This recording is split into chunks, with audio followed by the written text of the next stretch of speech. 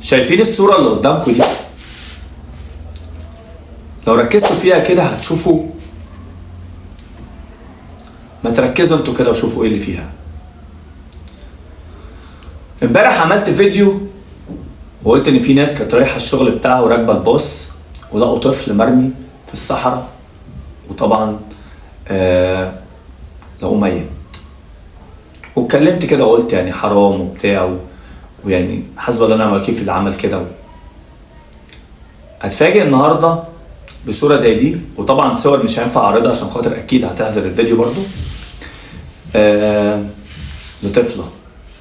طفله مرميه في منور، بس الفرق بينها وبين الطفل ان الطفله دي لحد دلوقتي ربنا نجاها.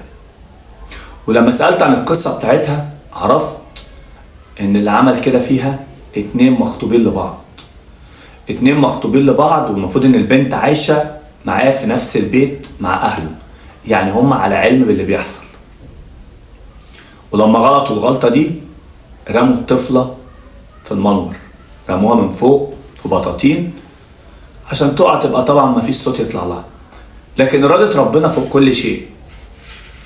الطفلة دي كانت بتصرخ والناس سمعوها، وواحد بالأخص شاب كده سمع الصوت بتاعها وأخد البنت ولحقها وطلع بيها على المستشفى. وهي حاليا الحمد لله اللي وصلني عنها إن هي في حالة كويسة. وطبعا الصور اللي بعتتلي مش هينفع انزلها عشان خاطر برضو الفيديو ما يتحذفش. بس برضو عايز اقول حاجة، يعني هو اللي بيعمل كده ازاي؟